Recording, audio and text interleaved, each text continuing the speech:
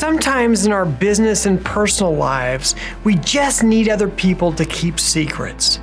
We want to share information with others, but we don't want them spreading that information or publishing it. When we make legal promises with others to keep secrets, we call these promises non-disclosure agreements. But some promises to keep secrets are just bad ideas. They're bad for business, or they're unenforceable, or they may even be illegal. In this video, I'm going to talk about what are non-disclosure agreements, what do they typically contain, and how can you spot a non-disclosure agreement that you or your business should never sign. Hi, my name is Carr Ferrell. I'm a Silicon Valley patent attorney. Welcome back to my channel. Okay, so what is a non-disclosure agreement? Sometimes we refer to this as an NDA.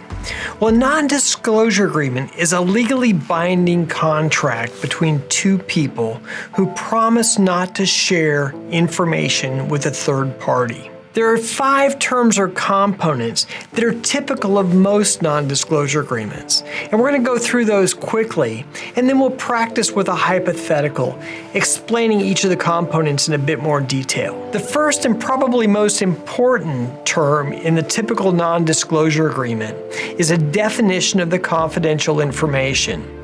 What information is agreed to be confidential? It could be a trade secret, or a business plan, or pricing information. The agreement doesn't need to specifically disclose the confidential information, but it needs to describe what comprises the information.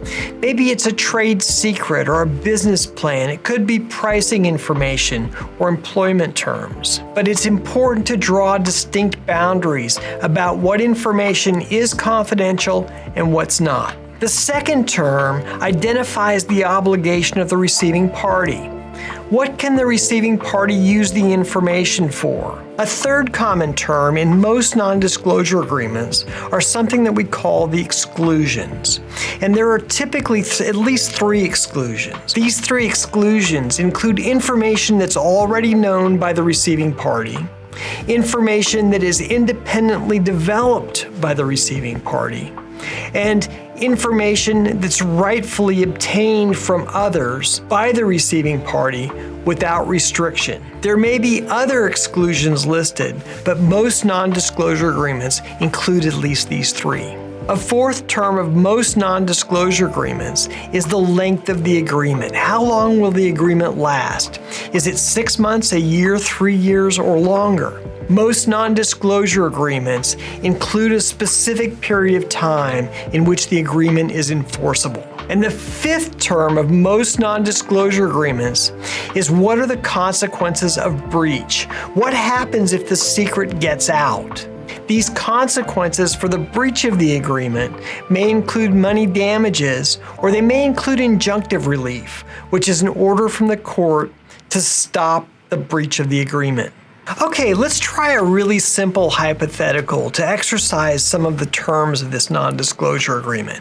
Let's say you're a famous rapper and you get lost one night at around 2 a.m. and you drive your Lamborghini over my mailbox, through my yard, and through my front door. I wake up from all the commotion and stumble to my living room and see you sitting there in your Lamborghini, one of my favorite rappers. We're both a little dazed, me from just having woken up and you from having taken a wild ride through my front yard. And as soon as the pleasantries are out of the way, you explain to me that it's important to you that we keep this encounter on the down low, that you don't want your public to find out that you've been driving through people's front yards and front doors. And you tell me that if I keep this whole incident a secret, you'll have your crew come over tomorrow and fix my mailbox and front door, replant my front yard, and even throw in some fresh flower plants along my driveway. Now I think about this for a minute, and then I tell you, okay, if you'll throw in a selfie with me, you've got a deal. But since I'm a lawyer, I feel like I have to remind you that if you walk out what used to be my front door into what's left of my front yard, and the yard is full of paparazzi that publish this to the press tomorrow, I can't be held responsible. And likewise, if the tow truck driver or your gardener spills the beans, we still have a deal. These are exclusions that don't constitute a breach of our agreement. And you're no slouch of a negotiator either. And you say, okay, John, you've got a deal, but if you breach this contract within the next 3 months, you have to erase the selfie. And after contemplating the dire consequences of the breach, we shake hands and we have an agreement. The non-disclosure agreement is binding. And normally it's preferable to have our non-disclosure agreements in writing. Non-disclosure agreements can last a long time, and it can be difficult to remember exactly what the terms of the agreement were. So when the agreements are important, write them down, store them away. Now, there are some circumstances where non-disclosure agreements can be very helpful. When discussing business deals with potential partners or disclosing business secrets to contractors or consultants, evaluating new employees or contemplating a sale or acquisition, developing a new technology, maybe you contemplating or thinking about a new startup, and handling intellectual property matters. These are all circumstances where a written non-disclosure agreement would be appropriate. Now, while non-disclosure agreements can be super helpful, there are certain situations where it just doesn't make sense, or it might be counterproductive to use a non-disclosure agreement. For example, if a non-disclosure agreement is overly broad or encompasses too much material, it's probably not a good idea to sign the non-disclosure agreement. And the reasons for this is these broad agreements tend to discourage collaboration. They're counterproductive to the sharing of information. They can create confusion, and they can ultimately lead to legal disputes over what was originally agreed to and included in the non-disclosure agreement. A second situation in which a non-disclosure agreement is probably counterproductive is with respect to normal business interactions. If you're continually asking for non-disclosure agreements, it can lead to distrust, and it can be very off-putting to customers and those people that you do business with. Unnecessary non-disclosure agreements increase business friction and make it more difficult for successful business to ensue. Insisting on non-disclosure agreements for readily available public information, it reduces the credibility of the insisting party. These types of non-disclosure agreements just don't make sense, and they increase the hassle factor of doing business. You need to be especially careful when requiring employees to sign non-disclosure agreements, especially with respect to reporting illegal activities or harassment or discrimination. In addition to being unenforceable, these types of non-disclosure agreements could be illegal. Be wary of signing non-disclosure agreements with long durations. Contracts that last a long time are hard to enforce. They get lost. People change positions, and it's very difficult to maintain contractual integrity over a long period of time. It's probably reasonable to have a non-disclosure agreement for some period of months or a year or perhaps 3 years, but longer non-disclosure agreements should really be evaluated.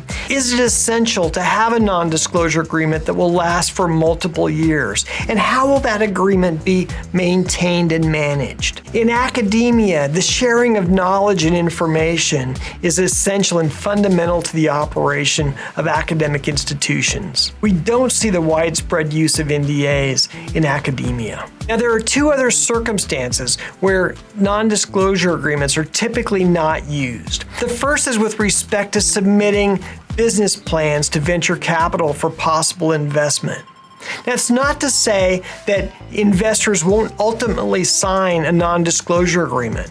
But if you're pitching a venture capitalist or an investment group, it's very unlikely that initially they're going to sign a non-disclosure agreement with respect to your technology or your business plan. And a second circumstance where I see the misplaced use of non-disclosure agreements is with respect to the attorney-client relationship.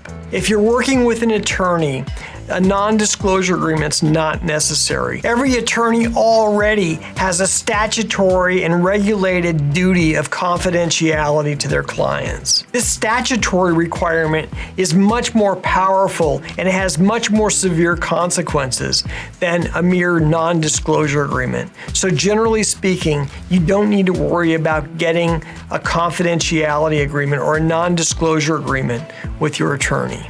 Okay, that's all I have to say today about non-disclosure agreements. If you need some help with your intellectual property, I'd love to hear from you.